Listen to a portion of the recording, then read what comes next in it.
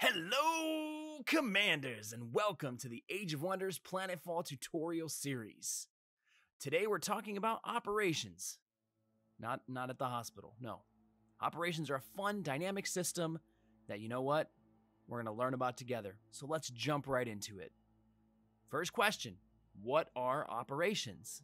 Operations are a castable mechanism that you will use throughout your playthroughs to gain advantage in a variety of different ways. Maybe something as simple as dropping a shredder bomb on an enemy, maybe healing one of your armies on the world map, or maybe instituting a policy where your people may only eat pineapple pizza exclusively. Okay, maybe not the last one, but you get the general idea. Now, we are going to dive a little deeper into each type of operation so you can get a pretty good grasp of how they work, but just in this simplest form, tactical operations you use in combat, strategic operations you use on the world map, and last but not least, doctrine operations. These are persistent modifiers, which will make a lot more sense once we dive into them. And you know what? That's a great place for us to start. Let's start with doctrines and objectives, because really they work hand in hand with one another. If we open the objective screen, you can see this is almost like a guide of all of the different doctrines that will be available to you. So you can make decisions early on what you want to pursue, and it will impact your playthrough to suit your needs and what you're trying to achieve. So let's say you're a builder. You love to build, you want to expand early and often. So if you want the builder, it has 3 objectives: add a sector, exploit a colony sector, and found a second colony. Once you've done those 3 things, you will unlock the builder as a doctrine operation, which says colony structures require 20% less production to build. So if you activate the builder as your first doctrine, for the rest of your playthrough, colony structures will have that 20% reduction on their cost. Now let's say you're the first commander to do it, you get a free colonist to appear in one of your colonies. So it's a nice little bonus to be first. We'll call him Benny. Now that we know how to unlock a doctrine, let's talk about how to use one. If you look at the upper right of the screen, you're gonna see a scroll. It says 1 out of 4. That means we have 3 active doctrines right now and 1 slot remaining to be filled. If we pull up the tab for operations, you'll see there's a strategic tab, and under there, the first section is your doctrines that you have unlocked so far. And if we peek over to the right to deployed, you're gonna see yours. These are the 3 active ones that we just mentioned up above. Now, those 3 will stay active until you don't want them active anymore, of course. So if you're like, you know what, I'm kind of done with Secret State, you simply click it, click abort, and then confirm, and then you're done. And then you can swap in something different that you actually want. Now, if you want to activate a doctrine, you simply look over to your arsenal, click on the one you would like to activate, and press start priming. The currency used to prime are your strategic operation points, which can be seen in the upper right of the screen, same place you found the doctrines. And so if something costs less than that number, so if you have 8 available and it costs 6, it will instantly be able to be activated that turn. Now, if it costs more than your currency available, it will prime, essentially charging up, and you'll be able to cast it on the turn that you've spent enough points to pay the cost of activation. Now let's take a look at strategic operations. Strategic operations are pretty easy to understand. They're basically any operation you can use while on the world map. So let's say you're trying to uncover some part of the map that you can't see and you want to use deploy monitor. That's a strategic operation. Now, it uses the same strategic points that we looked at earlier when talking about doctrines. So you're going to want to be mindful of the points that you have available to use these tools. The really cool thing about strategic operations is just the diverse array of tools they provide to you. Maybe you want to heal an army right before they go into battle. Maybe you want to cause a colony's income to be reduced and make the people there less happy.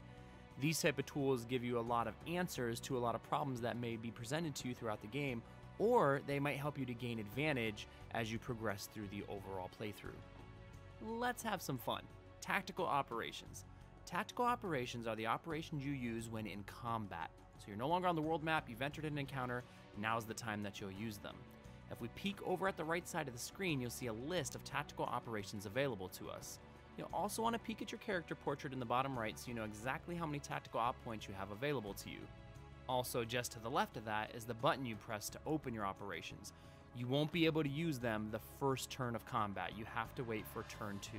It's like your charging period.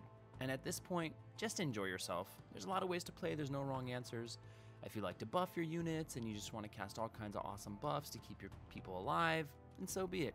If you're the type of person that's like, no, only shredder bombs and more shredder all shredder bombs. Then honestly, live your best life. Drop all the shredder bombs.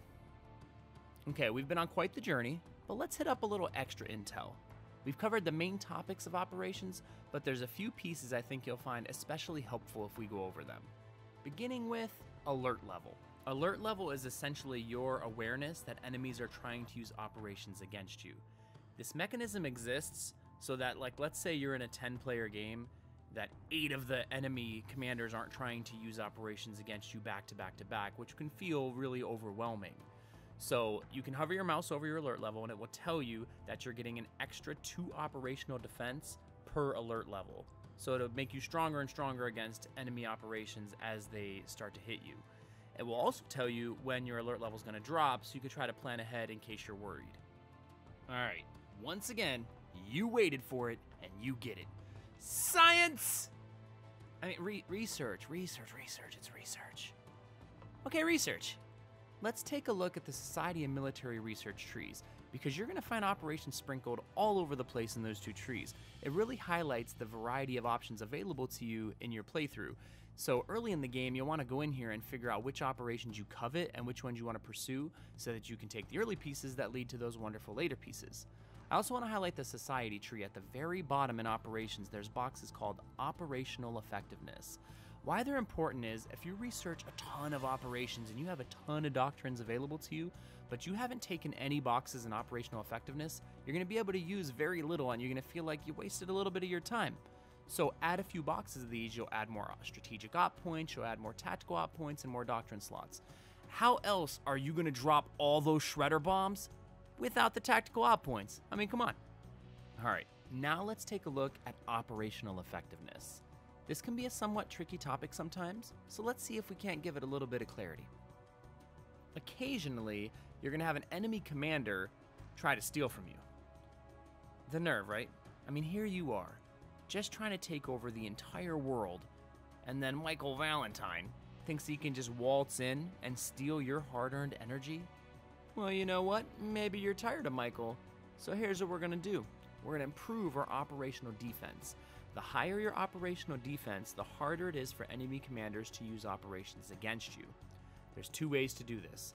One is through doctrines. You activate certain doctrines and it will give you more defense. And 2 is in the Society research tree at the bottom in the operations section. There's a whole bunch of different tools that will improve your defense. So if you're really trying to stop those things from happening in a playthrough, that's how you're going to accomplish that. All right, before we go, I think there's one more topic we can sneak in: covert operations. Covert operations are exactly what they sound like. They're an operation you're carrying out that your enemies don't know about. As an example, we have Steel Maps up, which is going to show us all of the map data of an opponent. If we click launch, we'll get all the details we need to know about this covert operation. So you can see our success chance is 90%, and then a nice breakdown of how your operational strength is impacting it and how your target's operational defense is impacting it. This way you could see if the risk is worth the reward for you. You'll also notice a 30% detection chance. It's important to notice that you can't do these with the 100% assurance that you're not going to be caught. And when you're caught, they're probably not going to be happy with you. If you're like, hey, I'm really into creating the ultimate secret state, how can I do it? Pop into the research tree at the very bottom of Society, and there is a wonderful secret tech line that you can follow with all sorts of goodies to run the perfect secret state that you can really be proud of. In secret, of course. Well, Commanders, that is operations in Age of Wonders Planetfall. If you have questions or feedback, please pop down into that comment section and let us know. Also, like and subscribe. How else are you going to continue on this crazy ride?